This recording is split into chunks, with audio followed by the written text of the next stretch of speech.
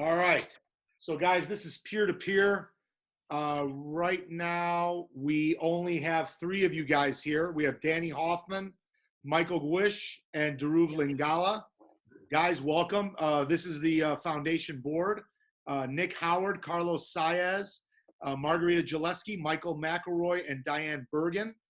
We also have a guest, former volunteer of the program and community champion, Monty Bauer. And I have two former students of mine, two of my favorites, Connor Boundy and Sikander Kazi.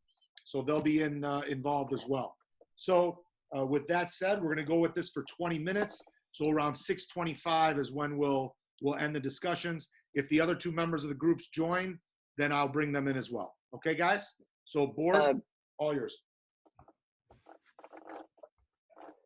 So when you set this, my understanding when I watched the video is that this tutoring is all in person. Have you evolved any of this of your business to, you know, in light of the COVID and all that? Is there an opportunity to refine the service, like to have it be done through, you know, a Zoom platform or something like that? Yes, we have looked into doing lessons on Zoom during the quarantine, and also in our future, we think that online lessons could be a very possible solution. Guys, could you, first of all, congratulations on getting to this point in the process. You've got an innovative idea. Could you walk us through a little bit more how you get paid? Literally the physical process. Your website in your presentation very clearly walked us through looking up tutors, scheduling, etc. But I was unclear on where a transaction of payment takes place from the person getting the tutoring to the company to the tutor. Can you walk us through that a little bit more, please? Yes, so if the parent pays in cash, then one of us will be there at each lesson to receive the cash and then either make change or just pay the tutor right there. If we receive a check, we would take that and then delay the payment of the tutor for a couple of days. Then we would pay as soon as possible. And so at this point, there's not an online option for paying? Currently, no. Okay. And related to that, can you talk to us a little bit more about how you determine if someone is eligible for the free tutoring sessions, which is a really unique and commendable part of your whole value proposition. You're to be commended for that. But can you tell us how you determine if someone is eligible for that free tutoring, please? Yes, so we were in contact with the now the Old Station principal, Dr. Paul, and with their free lunch program, we were making plans so that she could reach out to them directly, and then any parents who's interested would then contact us. Can you share what your experiences have been like as you made the transition to online tutoring?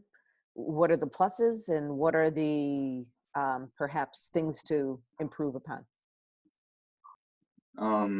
We think that the flexibility will be great, that we won't have any last minute cancellations because a ride can be given to a student, and we think that it might make us a lot more scalable so we can expand to towns quicker and faster because we won't have to focus ourselves just on a public library.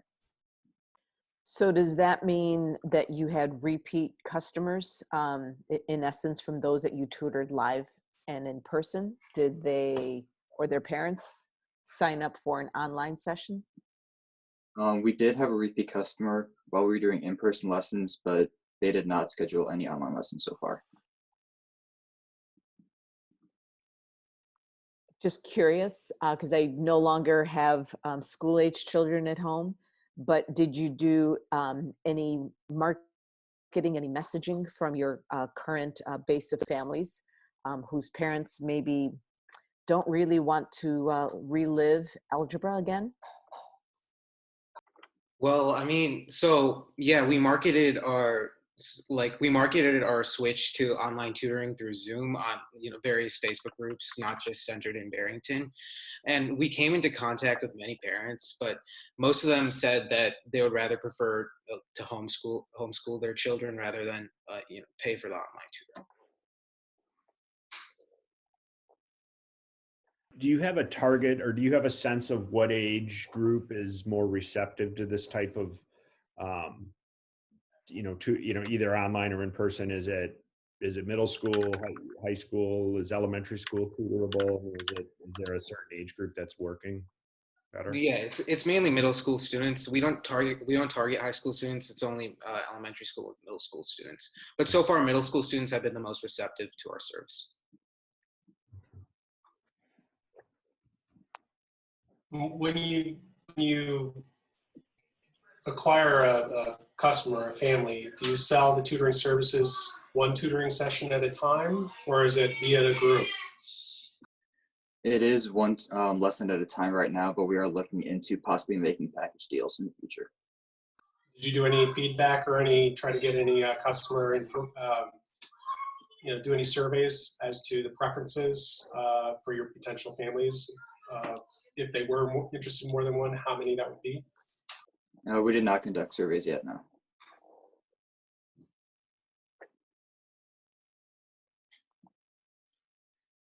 Was there any feedback on whether online versus in person was preferred pre-COVID?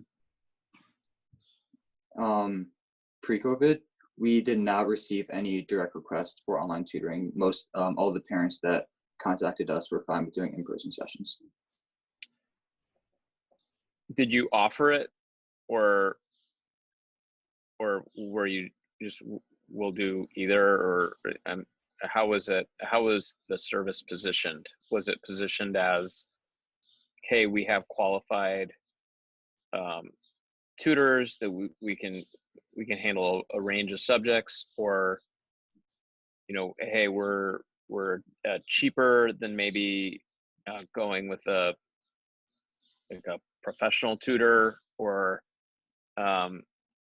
there's some inherent value that you bring over and above like their alternative? Yeah, we advertise ourselves as a more affordable option while also trying to bring in that comfortability factor with the younger tutor. We try to decrease the age gap, so it would be more comfortable sessions. I just like to quickly point something out. Our two other group members are just saying like they're having technical difficulties trying to get into the call. So throw that out there. Tell them to email me. They should be just clicking on a link, and I'll try to take care of that on my own. Okay. Question for the team in terms of your marketing outreach. What did you do? How did you do it? What were those key messages? Well, so before pre-COVID, we mainly relied on flyers. We spent $20 of our MVP funding on printing flyers, and we advertised them in stores around the Barrington area, about 10 before COVID. And then we also did a little bit of next door posting. However, like that wasn't as successful as the flyers. And also our service was advertised by Dr. Paul on the station, in the virtual backpack page, and that resulted in us getting 2 customers. But after COVID, after schools got shut down, it's mainly been really heavily relying on Facebook and also Nextdoor. Okay. Just a thought to consider for futures. If you guys choose to move forward and all that, it sounds like it's likely that there will be a bit of a back and forth, at least until there is some sort of herd immunity, scientific breakthrough that everyone cooperates with, that schools may need to flux from in-person to distance learning. And it just sounds like from all the media around parent frustrations of trying to balance work and helping their children with school, there might be an angle there, there might be a positioning there that you could relieve families of some of that stress. And go ahead, Drew. Yeah, so we like started like towards the end of April, we started turn towards more of a track of, you know, helping rather than like selling more. So we pursued the possibility of, you know, offering the first session through Zoom for free, and we advertised that. And you know, that didn't result in us getting any customers, just a lot of exposure. And also, there's also the possibility that some of our tutors wouldn't be okay with with not being paid for 2 sessions, like, you know, with the first Zoom session being for free and with the low income family. So there could be some backlash from the tutors. So we ultimately we didn't pursue the first Zoom session being for free that quite as far as we should have. Everybody, this is Brad Martin in the driver's seat for in his room.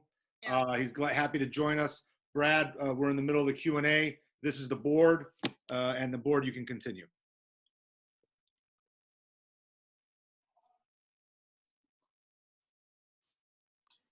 So I think So when we talk about going forward, as Margarita was suggesting, I'd also suggest you think about engaging more with some of the PTO groups, because I do think that they're trying to be a resource and a bridge between the schools and the families that might give you some ability to get word of mouth out. And all of them have very active and engaged groups that are in that elementary and middle school arena. So just a thought as you're going forward there.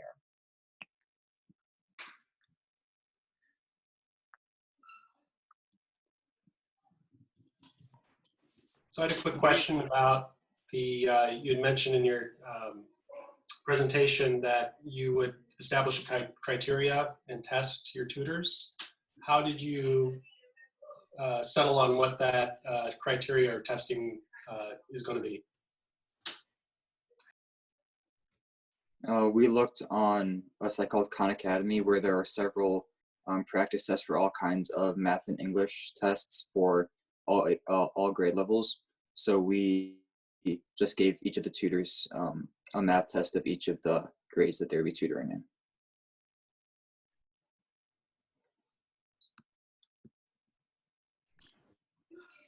And was there any sample interactions with how these individuals would tutor, how they would interact, or how they would relate the concepts that they would be teaching? We did have an in-person interview with each of the tutors, so we could try to get a sense of their communication skills and things like that. How many tutors were you able to attract? I believe We it was currently 7. have, we have 17 tutors currently. Have So any- following up on that question, if you had to bet where what part of the business starts feeling stressed first, so will it be, hey, I can't keep up with having enough tutors, or I can't find enough tutoring gigs to keep tutors engaged? What do you think is likely to be your biggest constraint early on? Trying to keep tutors, trying to get them jobs and keep them engaged with the service. Mm-hmm.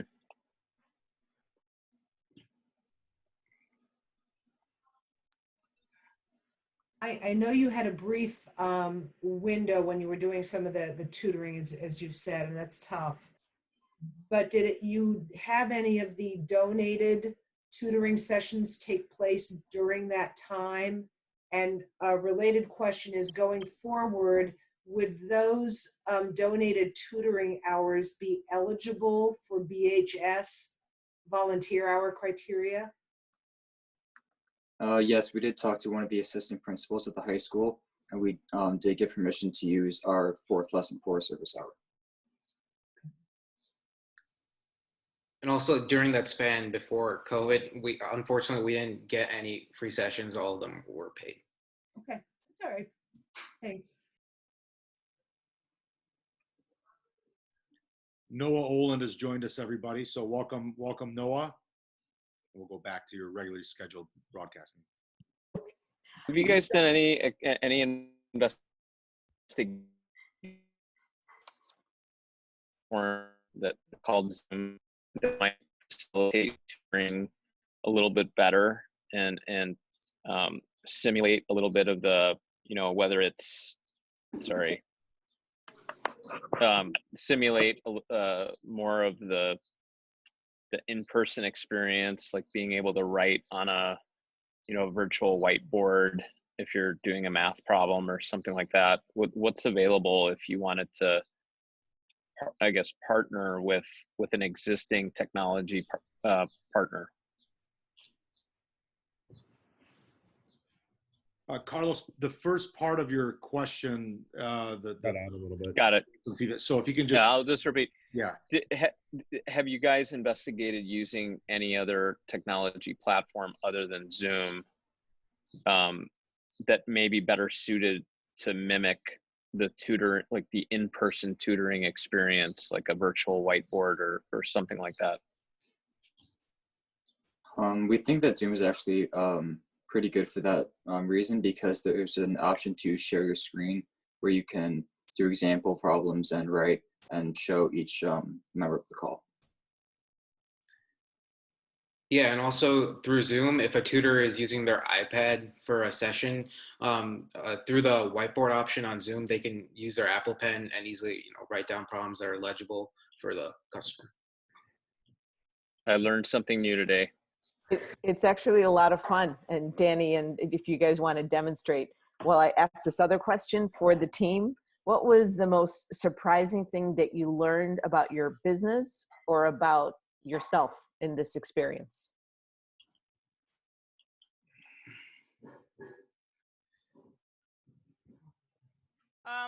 Well, I think the most interesting part about the business is how hard it could be to find customers, and how you really have to go out and find them and make sure to definitely get the right people and try to convince people that, because we're hooking them up with a tutor from the high school, that it's going to be a safe experience and everything, and just realizing how difficult that process is, but now how we have a lot better handle on that process.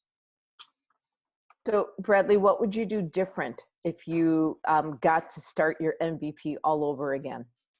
I think definitely make it a lot easier to book lessons and be a little bit more transparent with like the tutors, because we sent them over some information, but just for more ease of mind, send over more things to them, like more of a in-depth bio about the person, their age, and even though we vetted them with with teacher recommendations, maybe sending that teacher recommendation over to the parents. Have you guys thought of other products? Or I would call it products, but like, just in light of how this year kind of hit the skids, maybe there's an opportunity to promote like intro to 6th grade math, intro to 7th grade math, or something like that for parents that maybe want to get their kids a leg up on, going into middle school or going into, 7th grade, 8th grade, or something like that, almost tutoring ahead of time, just given the uncertainty as to what form the school year is going to take. Yeah, definitely. We're thinking about that a lot. We're thinking about maybe setting up something over summer where, like you said, parents, what we've come to realize, parents really like when they hear like get ahead or get their kids ahead of like other kids. And so by setting up a summer program, we can really incentivize that and make sure that parents want our service and want to get their kids ahead. So it's something like a summer program where we go over some things about 6th grade and make it more comfortable for their kid, because that could be one of the hardest parts about learning, not being comfortable. Yeah.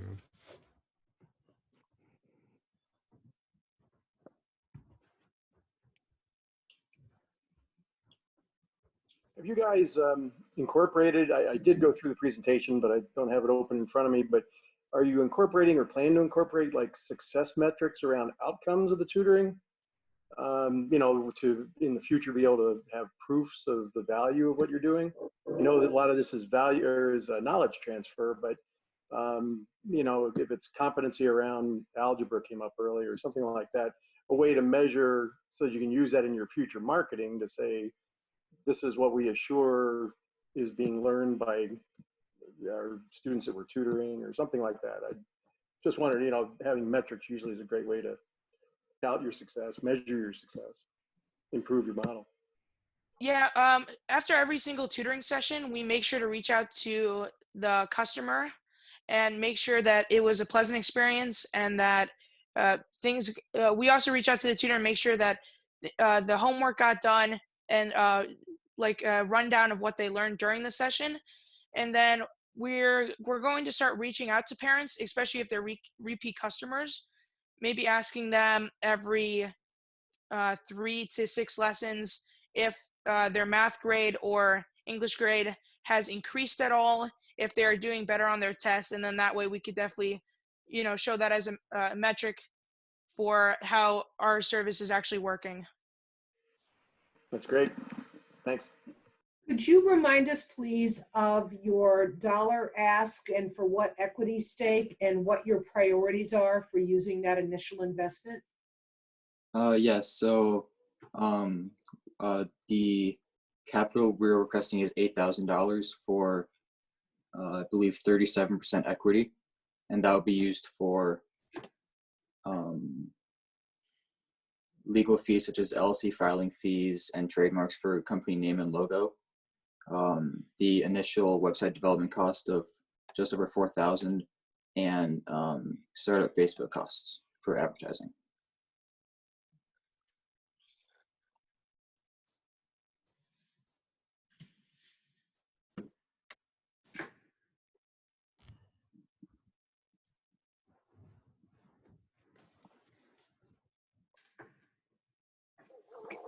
All right. Is there any final questions here? Just want to say thank you, and thanks for keeping up the energy and hanging with this during a really unusual time frame. Great. All right, guys. Thank you very much, Danny, Michael, Dhruv, Brad, and Noah. Make sure tomorrow you get on the correct link at 6 o'clock, right? Look for the one that says final announcement. And then we'll see you guys there at 6 o'clock tomorrow. Great job today, boys. Thanks, guys. Thank you. Thanks, Thank guys. you.